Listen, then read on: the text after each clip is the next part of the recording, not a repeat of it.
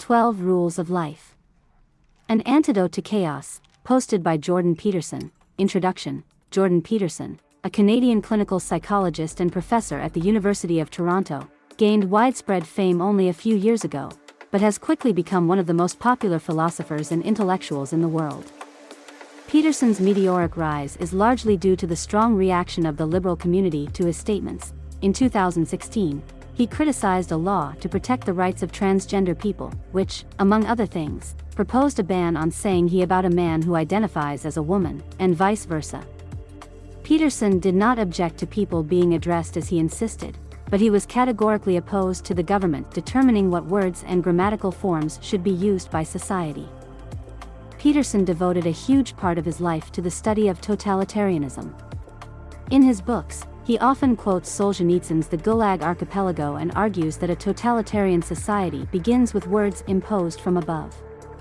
That is why each person must decide for himself. The more Peterson was criticized in the press, the more views his lectures received on YouTube. Now the bulk of his audience consists of young men, and not only students of prestigious universities, but also people who consider themselves to be part of the working class. Peterson is often accused of calling for aggression, as he talks a lot about the problem of the loss of masculinity and what threatens us with the taboo on traditionally masculine ways of experiencing the world. However, Peterson does not encourage young people to be rashly aggressive. In fact, all its rules convey one idea: people must learn to take responsibility for their own lives. What will happen if each of us succumbs to chaos and is unable to help even ourselves? How can we help our loved ones? 12 Rules for Life is one of the most popular books in the world in 2018. At the time of writing the summary, it ranks third in the list of the 20 most read books of the week on Amazon, non-fiction category. With 12 simple rules, Peterson shows how to face the chaos of life, the suffering and failure that inevitably come our way. At first glance, it may seem that the rules reflect common truths. But if you refrain from simplifications, it becomes clear that Peterson's rules should be considered not as a list of specific tips, although they are there too, but as a holistic approach to life and as a reason to think about where exactly you made a mistake if your own life does not suit you. Peterson's book is an antidote to disappointment in life and humanity, a cure for cynicism and a pill for self-pity. 1. Straighten your shoulders. Posture and the way we present ourselves affects not only our internal feelings, but also how others perceive us. The more withdrawn and insecure a person looks, the worse they treat him, which means the lower level he occupies on the social ladder. And the further down the social ladder, the worse the food, the quality of medical services and general living conditions. The author cites the example of lobsters, which have existed on the planet for 350 million years. After the fight, the losing lobster shrinks in size and demonstrates submission with all its appearance. His claws become smaller, and his chances of winning the next fight, even with an opponent weaker than himself, are rapidly falling. The same thing happens with people. The difference between the loser and the winner, even if the clash was of a purely intellectual nature, is visible to the naked eye. At the same time, we all have an internal calculator built into us. He reads the reactions of others and assigns us a certain status in public space. The more defeated you look, the lower your status, which means the less serotonin, the happiness hormone, your body produces. And the lower the level of serotonin, the worse we react to unexpected situations, especially if they are negative. In this state, we are constantly afraid that the most insignificant negative event can trigger a chain reaction of failures. Constantly being in a state of intense attention burns a huge amount of energy and physical resources. This is what is called stress. From a metaphysical point of view, straighten up and straighten your shoulders means voluntarily accepting the burden of being, taking responsibility for your own life, making a volitional decision to transform chaos into an ordered space suitable for habitation, actually straightening up physically, starting to speak the truth and putting your aspirations first place to consciously take risks. 2. Treat yourself as a being you have a responsibility to help. An extremely common situation. If a person is faced with the task of curing a dog, he will take it to the veterinarian, buy all the necessary medications and give them to the pet strictly on schedule. But if it comes to himself, he may not even buy medicine, and some won't even go to the doctor. Moreover, man is the only creature capable of fearing death in advance. What explains such irrational behavior? People are not perfect. We are prone to mistakes and violence. Man is the only creature on the planet capable of making another suffer, not for the sake of satisfying hunger or other basic needs, but for the sake of suffering itself. We are the only creatures capable of committing frankly terrible acts with full awareness of what is happening. And knowing about our dark sides, we tend to despise both ourselves in particular and all of humanity in general. As a result, it seems to us that the dog is a much more suitable object for care than we ourselves. However, according to the author, there is nothing worthy or virtuous in being and remaining a victim of an aggressor, even if this aggressor is yourself. We should not treat ourselves as property that can be tormented and tormented. Remember that we transfer our attitude towards ourselves to others. The most striking example of this is suicide, which falls heavily on the loved ones of the deceased. Taking care of yourself does not mean indulging your desires. It's not about making yourself happy. Whenever you give a child candy, you make him very happy for a minute, but it is not caring. Think about what your life could be like if you really took good care of yourself. What job would help you develop? What should you do in your free time to maintain your health, both mental and physical? It is important not only to discipline yourself, but also to learn to negotiate with yourself, reward yourself, and keep promises to yourself. This is the only way to motivate yourself to do something complex and meaningful. It is the moral responsibility of every person to take care of himself as he would take care of his neighbor. 3. Be friends with those who wish you well. Our personality is a mirror of our environment. Who you communicate with whom you share good and bad news, plays a vital role. If you are friends with someone from whom you would try to protect your sister, father, or son, why do you maintain this relationship yourself? Communicating with those who will be happy about your victory is not selfishness or excessive selfishness, but one of your main tasks. Moreover, this task is not the easiest. People who wish you well will not tolerate cynicism and support self-destruction.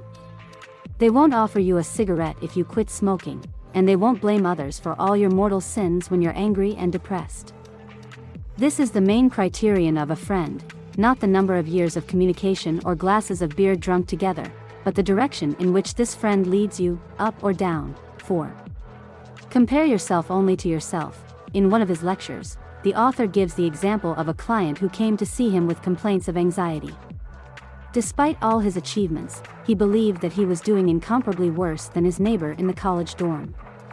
Some time later, it turned out that the former neighbor's name was Elon Musk.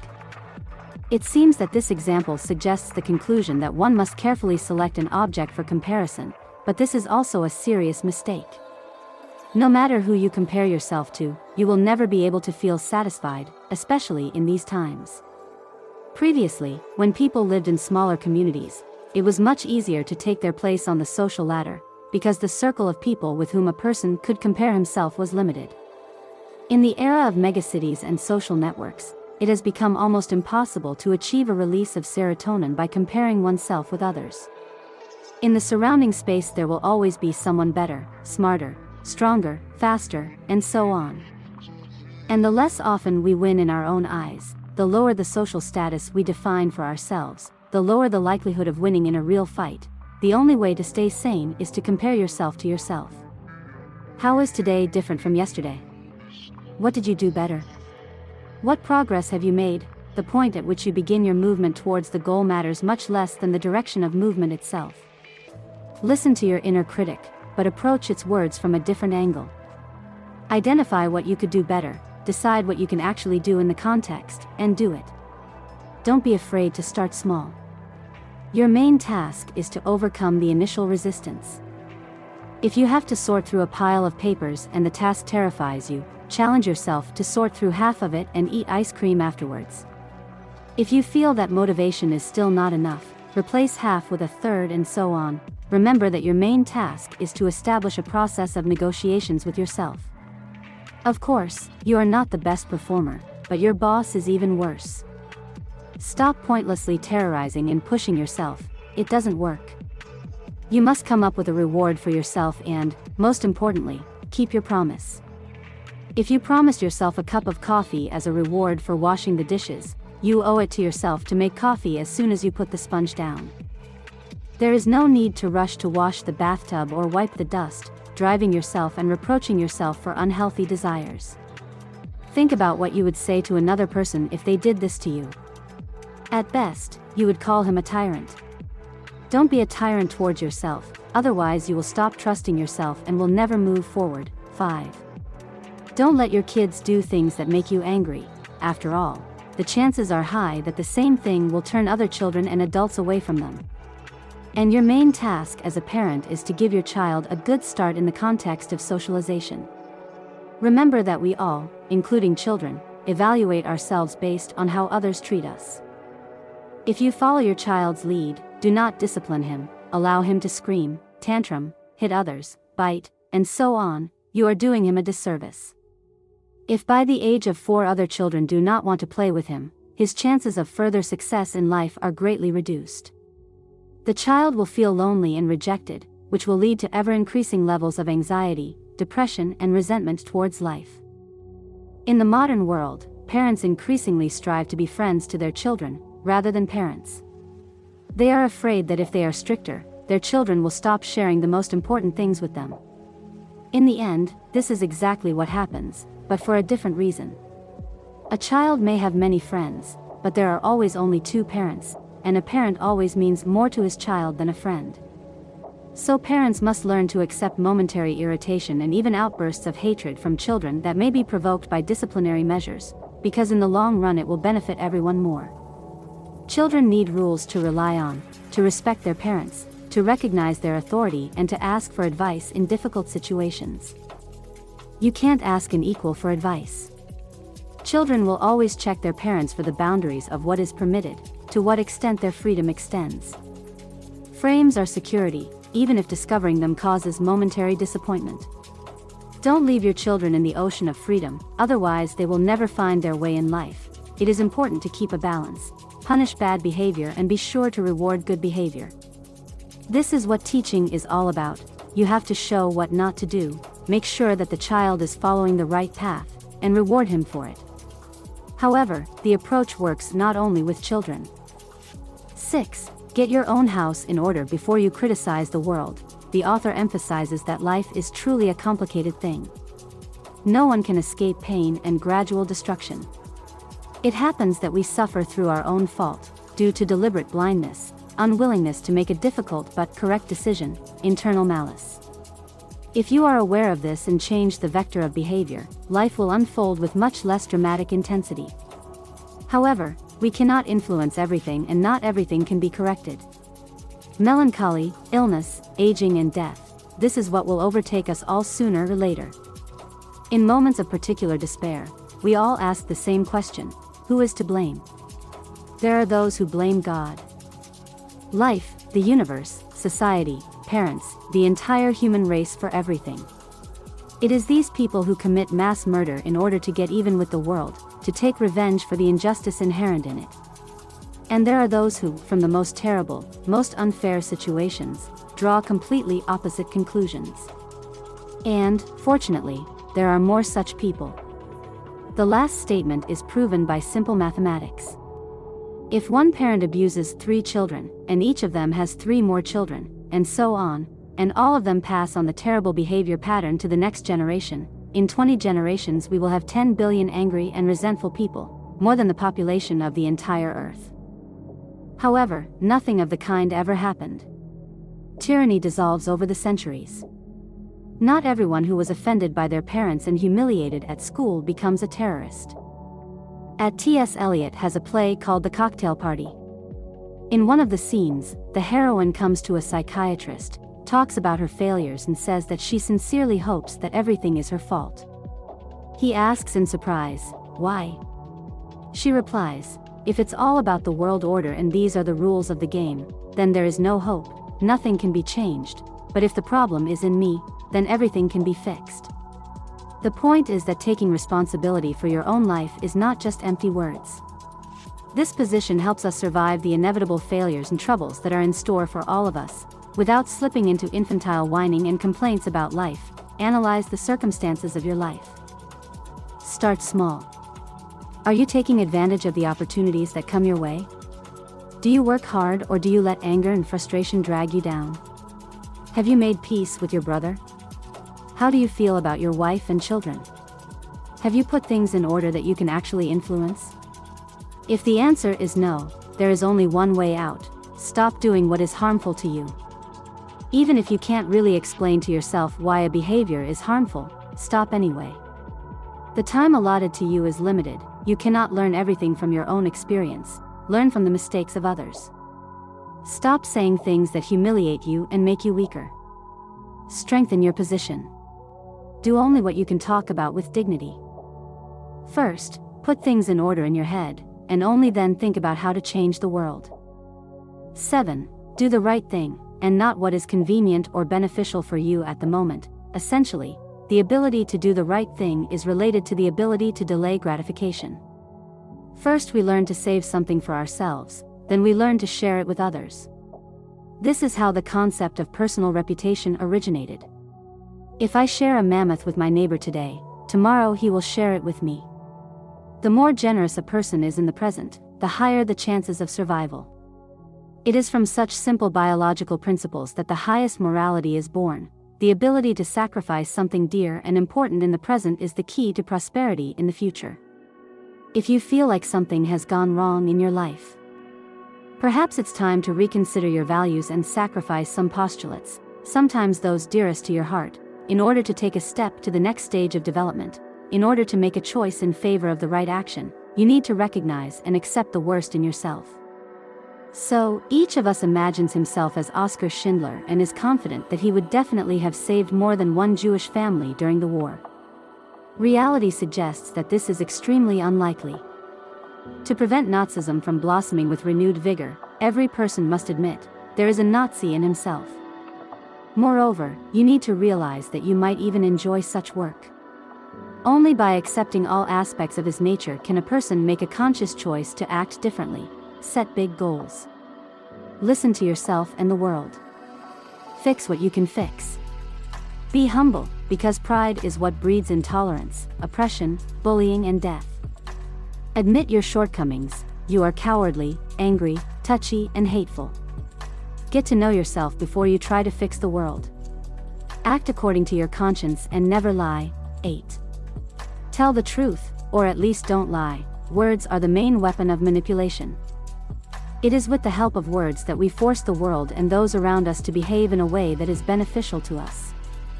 When a student writes an essay expressing the teacher's ideas, and not his own, in order to flatter him, he is not just lying, but betraying himself for the sake of momentary gain. Alfred Adler, an Austrian psychologist who lived at the end of the 19th and beginning of the 20th centuries, called this way of being a life lie. In fact, this is a wrong goal, the achievement of which requires lies and fraud. Living a lie is based on two assumptions. 1. Current knowledge is enough to categorically separate the good from the bad and never revise your views. 2. Life would be unbearable if I acted differently. The first reflects pride, and the second, cowardice and ignorance. We all sometimes set ourselves naive, unrealistic goals. But so that a simply naive goal does not turn into a life lie over time, you need to be very careful about the wording. Say, if a person says that his goal is to leave work, sit on the beach and drink cocktails, someone should explain to him that this is not a goal, but a curse. After a week of drinking and doing nothing, the body will be physically tired. And after a year it will look simply pitiful. Avoiding life and the world in attempts to protect oneself from its hardships and injustice also does not lead to anything good. By not expressing yourself in interactions with others, by not speaking your truth out loud, you are deprived of the opportunity to know yourself. When faced with the unknown, a person gains experience and knowledge, from which he then reassembles himself both intellectually and physically. This is the learning process. To grow up, a person must learn to make his own decisions, make mistakes, and cope with mistakes. And for this he must be able to tell the truth, including to himself. You are mistaken if you think that in a critical situation you can force yourself to say no and thereby do the right thing. When in ordinary life you constantly agree to everything. Just by saying no to your mom, partner, or boss regularly, you strengthen your ability to do so in any unexpected situation. If you betray your principles, tell lies, build your life on lies, you weaken your character. With a weak character, you cannot withstand the pressure of life's difficulties. 9. Assume that the other person knows something that you don't know. We think through speaking. In the process of conversation, we reproduce the world and plan our actions in it. We determine what we definitely shouldn't do, and so we try to avoid negative consequences. This is the main purpose of thinking. However, we are not able to do all of the above alone. Without an interlocutor, or better yet, an opponent, all we do is walk in the circle of our own thoughts, and the truth, as we know, is born in a dispute. Listen to others. Let others pass on their experience and hard-won knowledge to you. Use active listening techniques. Before you start expressing your point of view, repeat your interlocutor's arguments out loud. First, you will ensure that you understand it correctly and will be able to refrain from oversimplifications. Secondly, this way you will help your opponent filter what was said and remember the most important things. The more distilled the memory is, the easier it is to draw the correct conclusion from it and not repeat the mistakes of the past. 10. Be as precise as possible. Words play a huge role in our lives. Language not only expresses our thoughts, but also shapes consciousness. What words you choose to tell others about yourself, how you describe your past and present, in what terms you describe the future, how you formulate your goals, all this lays the foundation of your existence. Remember that what scares us most is the unknown. Don't hide monsters under your bed, otherwise they will soon grow to such a size that you will no longer be able to cope with them. If you are afraid of something or something is bothering you, express it in words. Instead of the vast chaos of the unknown, you will have a specific task that you can cope with. Don't lie to yourself. Without acknowledging your past, without putting it into words, you will not be able to understand where you are in the present, which means you will not know which direction to move in the future. And as we have already found out, you must know exactly where you are going. For the same reason, it is so important to formulate your goals clearly and as clearly as possible. The focus of attention works in such a way that our field of vision, both physical and mental, includes only what we have previously designated as important. This is precisely what explains the effect, and it seems to us that the universe is sending us new opportunities and the right people. In fact, we simply begin to see what we did not notice before. We did not formulate such a task for ourselves. 11. Leave teenagers and their skateboards alone. Every adult's heart stops at the sight of teenagers performing dangerous feints on stairs, railings, and other structures unsuitable for this. At first glance, such behavior seems extremely reckless and even stupid. However, this is not quite true. By making all these incredible leaps, the teenagers demonstrate their courage. They learn to cope with danger and overcome fear of risk. By nature, people strive to optimize risk rather than minimize it. Once on a playground that is too safe, children will either not play on it at all, or they will invent a way of interacting with the environment that will still involve risk. Obstacles and difficulties help us develop. People must live on the edge, so that the acquired experience is enough to solve a basic problem, but at the same time so that it is sufficiently complex and forces one to overcome oneself. If a person does not learn to cope with difficulties, he will break down at the first difficult situation, and such times will definitely come in the life of every person. In the modern world, this is especially important in the context of male development. Boys grow up so domesticated in a safe environment that they simply do not have a chance to develop into mature men. Separating from your family, questioning authority, testing yourself for strength, all these are normal stages of growing up. Men learn to win and overcome themselves through competition. The less they fight with each other, the less developed this skill is and the less interesting they are to women. For evolutionary reasons, women tend to look for a partner with a higher status than themselves, and there are fewer and fewer such partners for them. Among other things, when gentle and harmless behavior becomes the only acceptable behavior, rigidity and dominance begin to arouse unhealthy interest, because the forbidden fruit is sweet. The problem is that a man who grew up in greenhouse conditions does not know how to cope with subconscious impulses and does not know how to direct energy in a peaceful direction.